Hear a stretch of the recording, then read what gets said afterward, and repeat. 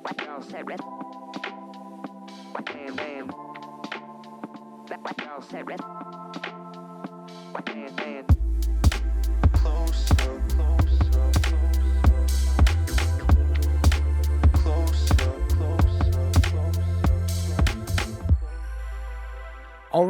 right. Welcome to another episode of The Close-Up. I'm your host, Steven Cameron, a part of the Orlando Magic HQ Network.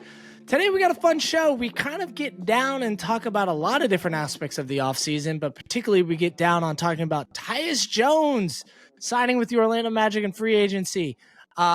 We discuss what is expected with the rest of the roster in free agency. We discuss the addition of God, Sham God. The coaching staff has finally been improved. We're very, very excited about all of those things.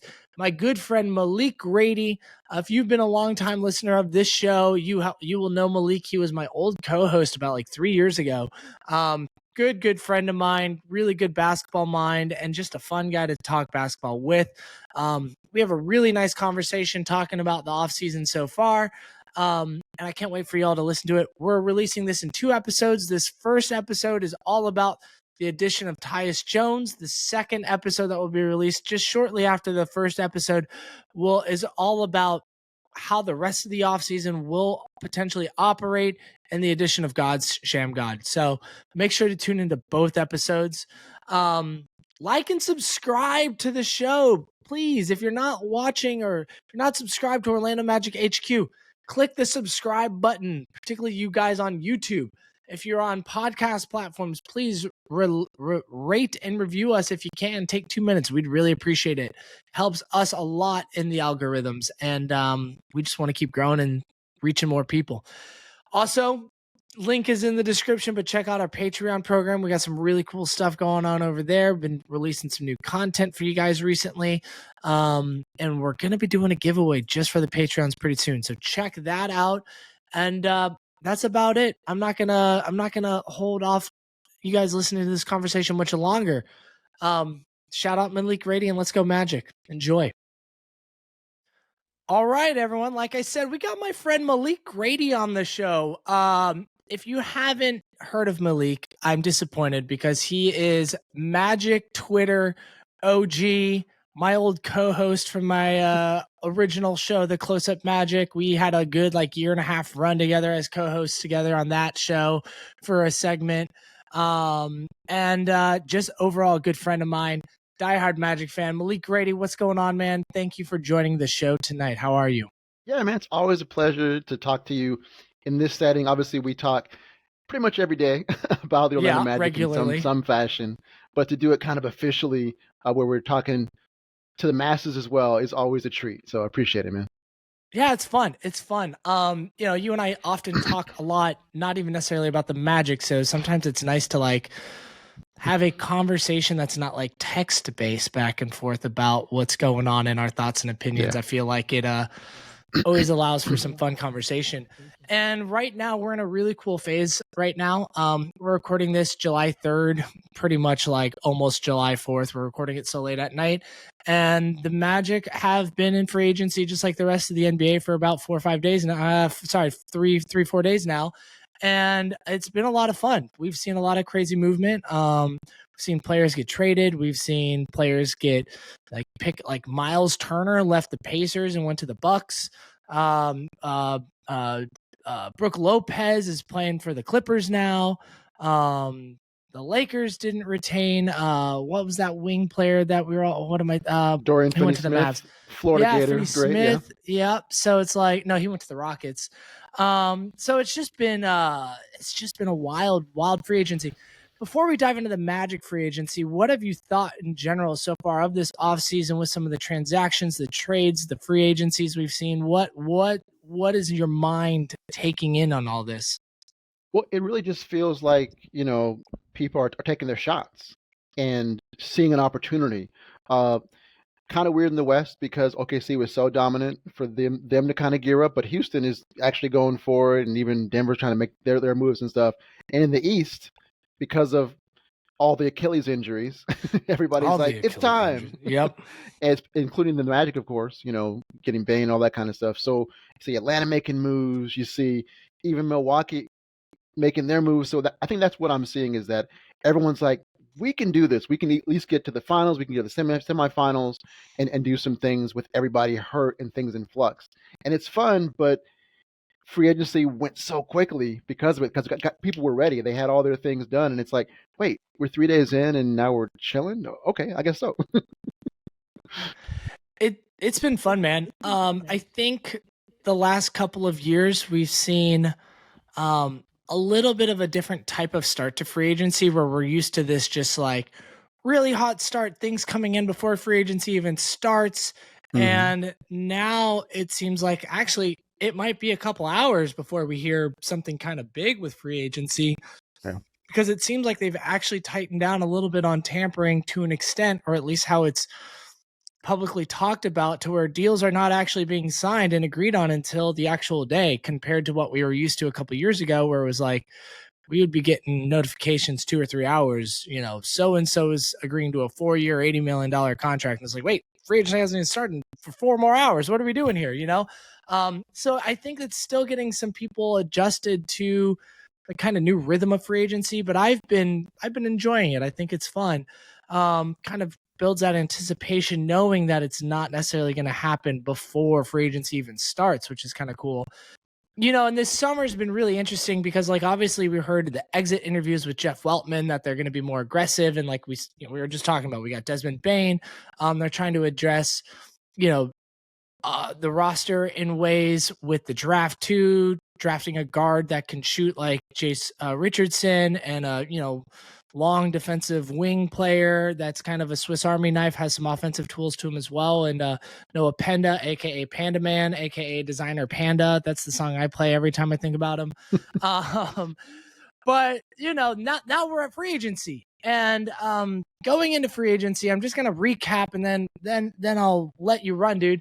They did not pick up the team options for Moritz Wagner and Caleb Houston to get the Magic to reduce salary, as well as to just open up roster spots, right? So they went into free agency with 12 guaranteed roster spots so far, which gave them 3 open roster spots. And within the first handful of hours of the first day, they signed Tyus Jones to a 1-year, $7 million contract. The Magic's legit, real only point guard on the roster, which I'm really excited about.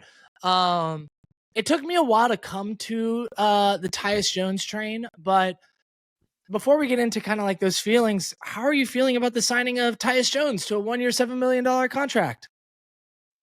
Well, it's just one more thing where, do I know this Jeff Weltman? Like, this summer's Jeff Weltman is different. He's moving differently. He's moving more muscularly, like making aggressive moves. This one wasn't so much aggressive, but they did go into the MLE. They are right against the first apron. This was a guy that they've been chasing for a while. He does fit what Paolo's been saying he wanted with that table setter. Whereas in the past, Weltman was like, well, we kind of want these other guys that are combo guards and can do this and do that. And hey, Paolo and Franz, we don't want to take the ball out of their hands. And now it's like, okay, let's just get a point guard. This guy that we're going to get, maybe he's small. He doesn't defend because he's small and he's not long. So once again, you're doing things outside of the ordinary, and it's exhilarating, frankly, just to see all these different things, even the cuts. Because I thought, hey, maybe we'll keep this guy, maybe we'll keep that guy, not cut them. But they declined all the options in the end to give full flexibility. Now, they haven't done anything with it yet. They haven't made these crazy moves, but they've done these things to give yourself all the options, which has not been Weltman. And even so, it's just one more domino, and it's like, it's a new Weltman. I like this guy. I wish I'd seen him before, but better late than never. This is awesome. Yeah, and I look back at the last deadline and I'm like, if you would have traded away one of our picks, a first rounder, would we have been able to make the Desmond Bane trade? Maybe not. And I'm like kind of thankful that we're in the spot that we are, and like it makes me kind of not necessarily say he shouldn't have done something, but I'm glad he didn't do something super short-sighted that would have reduced the ability to make a move like we did this summer. And you're right, like it's been a lot of fun seeing this new Jeff Weltman. It's really nice. To Tyus Jones specifically, it took me a while to come around to him. I've just not been a Tyus guy for quite a few years. I am not one that tends to like short guards that can't defend, and he, despite how good of an offensive player he is, I have learned to adapt the positional size mindset. With, as I've kind of evolved as a, NBA Magic observer. And you see it all the time in the playoffs. There are obviously outliers, Patrick Beverley is like not a defensive liability and stuff like that, but there are obviously outliers of good small defenders, but for the most part, they all eventually get picked on at some point and might just be regular season guys. And so it took me a while, but I think what came about me to start to be okay with Tyus was when I actually started looking at like, okay, I really don't want like Nickeil Alexander-Walker. He would help, but I didn't think that was the best resource of our best way to use our money. And I also didn't think it was the best way to address holes on the team, despite it helping the team. So I was leaning all in on like, I want a high volume scorer or I want a point guard. Like fix one of those two holes, because I still don't think the bench would have had enough scoring. They didn't kind of like lean heavier into that. So fix one thing or the other. And then I was like, well, I kind of want a point guard because we have people that we can probably get to score. And I don't know. It just took me this long journey to kind of come to the conclusion I want a point guard. And then I went down this like big rabbit hole of, okay, what point guards are actually available and which ones are realistic? I actually think Tyus is the person that makes the most sense and is the most realistic. And it happened. You saw this whole emotional journey I went on where it was like 3 weeks ago, I was like, F Tyus Jones, I don't want him. And then it was like 2 weeks, I was like, I kind of really want a point guard. And that was like a week and a half ago, I was like, I think I'm on the Tyus Jones train. Well, and really, it's been longer than that because obviously we've been talking about Tyus Jones for some time. So this journey of, he's small, he's. I haven't liked him for years. Let's just say that. Exactly. Here's what I think the difference is for you and for people that were skeptical of that kind of thing. It's a totally different proposition when the starting five, or at least the starting four plus one, looks so good.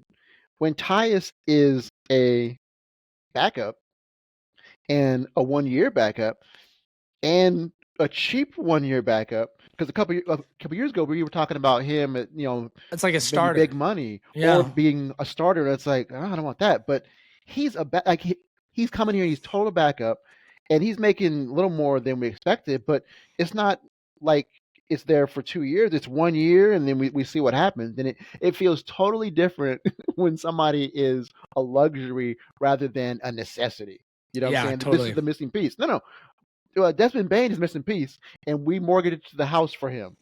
We're using the change we got in our furniture, and we cool. Let's go. So it's a totally different feel. Yeah. It really is. And you're right. It's like he's a backup point guard that can start if need or close game because he has a couple years as a primary starter in those roles, last year with the Suns, the year before that with the Wizards. He's got that ability to, and he's learned and grown there, but he's probably not really meant to be like the starter is probably not his best position, right? But he can and could close, and is nice injury protection there to an extent. If Suggs or Bane goes down for a little while, they can throw him in. What I like is he is a person that not only can like play make, and I'd love to hear your thoughts on him as a playmaker in a little bit, but he's someone that continues to double down on trying to address the shooting problems that this team has. He is a career 37% 3-point shooter, but the last 2 seasons, he shot 41% from 3 on like respectable volume. He hasn't really been a high volume shooter for until like not even, I'm going to call him a mid volume shooter the last 3 seasons. He mostly shot pretty low volume his first like 7 seasons. The last 3, he's been around 4 attempts per game. Which, if you average the last 3 together, which is pretty nice. But at good efficiency, 37%, 41%, 41%, those last 3 years, which is pretty cool.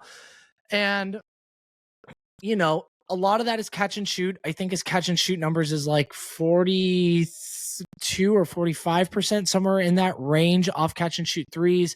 Most of his threes are off kickouts, which is cool. It's not necessarily pull-ups. It's someone driving else, kicking out to him. I find that just another way to continue to double down on this team trying to correct their shooting issues from years prior. I'd love to hear your thoughts about how he's going to fit with this team, his play style, his playmaking, and just what he can bring.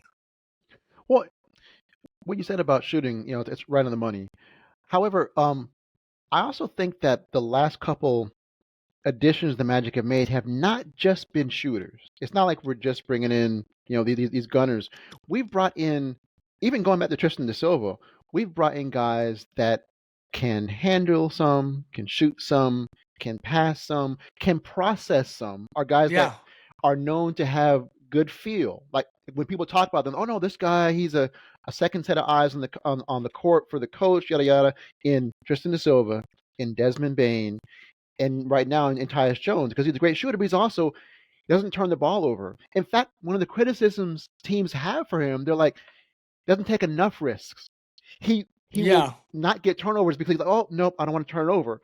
Which to us is a breath of fresh air. We have guys like Cole Anthony's like, I can make that pass. I can do it. And he's just throwing in, and it's for the good reason. He's never does it maliciously. He really thinks I can make that pass and I want to win and all those things. But to have someone who's like, bring it back out. Like we've never had enough guys that have that kind of cerebral nature to them. So to add that in addition to the shooting is what I like. And actually, when we talk about the draft picks, you kind of saw the same thing where you're adding basketball players. It's not just shooters. Because we have a friend of ours that it's kind of done some coaching and all that we talk to a lot. And he's like, it's not just shooters. Because you can get shooters and you can still clank things. You need guys that can do other things as well. And a pure point guard does that, but also somebody who doesn't turn the ball over and thinks the game in a different way. And that's what I like with these last few additions. Again, I don't recognize this Weltman. I don't know who it is, but I love him. Yeah, I mean, we finally have a guy that is not best as a secondary playmaker. Like, he can really function as a primary ball handler with a very low turnover rate. Last year he averaged 5.3 assists per game with 1.1 turnovers per game. The year before that, he averaged 7.3 assists per game with 1 turnover per game. No points, just 1 turnover. The year before that, he averaged 5 assists per game with 0.9 turnovers per game. He has great assist to turnover ratios, which is something that is really important for this young team. They've gotten a little bit older in some ways, but they're still a very young team, and they had some turnover issues last year. Part of that is because of injuries and guys not really being able to like learn to gel together, but part of that is also they didn't have a point guard on the team last year. And now they finally do. They finally have a guy that they can, either in the first unit, in the second unit, or staggered in ways with the first unit, or players within the starting 5. You can use him in multiple different lineup ways to kind of settle things down. He's not just injury insurance, he's playmaking insurance. He's a guy that, if he's being staggered with Paulo or Franz in the second unit, they can play off ball and just go like get to their spot in the post. Tyus can feed it to them and they can take advantage of a mismatch. Or, Tyus can, like, we could see a lot more lob opportunities and rim, above the rim opportunities with our centers, with actually having a point guard that's like, can kind of visualize those types of plays more often. Dude, we might be able to run a fast break. Like, I was about to get to that. Come on, we could feel like we could actually move up a little bit in pace here. Like, it's gonna be nice. Because really, there's 2 things that kind of come to mind as I was thinking about that. Is that when you go to the turnover thing, and when you go to transition is that there were so many times if the Magic would have just gotten a shot off every time, just get a shot, even a crappy shot, because we're a pretty good rebounding team. Be better than what we did, which is often live ball turnovers, not just turnovers, but turnovers like, "Would you like the ball?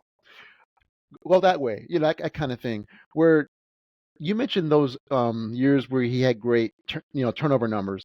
He's had 5 out of his 10 seasons where he's had under 10% turnover percentage.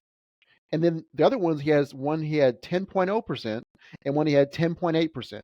So Yeah, most of the time he's it's under 10, wild. which is just outrageous turnover percent. Last year he actually slipped a little bit to 11.4, which for us would have been phenomenal, but for him he's like, dang it, man, I got to get back in the gym. What am I doing? But to have someone who can run the break, you get the ball to him with the second unit, and you can mix and match. We talked about it, privately, where we can have lineups with these maybe the top four guards who we think are going to be there, where one of them is a defensive bigger guy and one of them is the smaller short arm guy who's the shooter, and kind of mix and match those guys and be able to do some things that you couldn't do in years past. Because when you mix and match, it was like, oh, we got two guys that kind of can't shoot. Okay, oh, we got two dribblers, but there's no one who can. Both of them want to turn the ball over. Dang, oh, they both think they're point guards. That kind of thing. So you have stuff that on paper at least fits, even before you get to some guys that we think might have some upside to grow even further. So once again, it's exciting. One thing that I like about Tyus Jones is, we kind of talked about this earlier, where he gets a lot of his 3-point attempts from kickouts from other players. And he's going to naturally be playing next to Anthony Black often. He kind of has to, because Tyus can't defend. He's awful at it. So he's got to play next to some guys with some size that can, cover some of his weaknesses there. But also, I am not one that just wants to pigeonhole Anthony Black to a secondary playmaker wing just yet. I still want him to get on ball reps and development as a ball handler and decision maker. And so I'm looking forward to seeing what sort of dynamic Tyus and him have together, where, how much can we still expect Anthony Black to have the ball in his hands and run a pick and roll and drive and kick to the basket out to Tyus to make a 40% three? But also, okay, Anthony Black, you have another point guard in your unit now. How are you going to evolve as well as an off-ball player and a shooter, catch and shoot shooter? He's a decent catch and shoot shooter from three to an extent. I mean, let me say decent. I mean, he's had some decent moments, right? Last year was a bit of a struggle compared to his first year. Super low volume. I don't know if he's ever going to be a shooter, but can you improve there? And I think we're going to see a lot of that this year. And also just wow, Anthony Black's never had a true point guard on the team to learn from. I mean, outside of Corey Joseph, and I'm sure he learned from him. I don't want to disrespect Corey Joseph. He did his part very well last year, and more than we ever expected him to do. And he helped. Yeah, he absolutely helped. But I'm playing partners, expected for a full season. It'll be cool to see how they can evolve and grow within each other and the type of dynamics they will play, because they're naturally going to be playing partners next to each other. Yeah, and hopefully, they can all stay healthy enough to kind of build some things, because we want to see stuff where maybe something starts wonky, but over time they get better. As oh, this started off crappy, but 3 weeks later we're balling, we're rolling and stuff. And when you mentioned those guys need to stay together a lot, I definitely agree. That's going to be our best balance of talent and defense, that kind of thing. However, I'm looking forward to seeing us steal 2 or 3 minutes here and there with Bane and Tyus together, who've played together for extended That'd be years great. at Memphis, because I want to see teams be like, oh, we could attack them defensively, but that offensive grouping, I bet they can beat the brakes off teams. Oh, you might score a point or two, but with Bane and Tyus together, with how their playmaking has grown, and how both of them play off each other, how they're both good shooters, how both can do closeouts. I think I put them out there, and you might be able to give up a few more points, but you're going to score so much more Totally. because there's so many shooters and stuff. Especially if you have Franz getting shot back, or Tristan da Silva, who I think is going to be a great shooter, as he was all 4 years or even 5 years in college. I think you're going to have more shooting options around those guys. We're going to finally have those 4 and 5 out things where it's not one of the out guys is Jonathan Isaac. God bless his soul, but he's not a Totally. guy that shoots. We can have guys that actually can nail those things. So I'm looking forward to, like Weltman has said, the new Weltman. Hey, we're going to trade some defense for offense. So go ahead. Let's have Tyus and let's have Desmond Bane together. And if you think you can exploit our defense before they nail you with literally maybe the second best shooter in the NBA and Tyus, who nails everything and doesn't turn the ball over, be my guest. Absolutely. It's going to be so fun to see how this offense develops. All right, that's going to wrap up part 1 with Malik Grady. We'll be releasing part 2 shortly.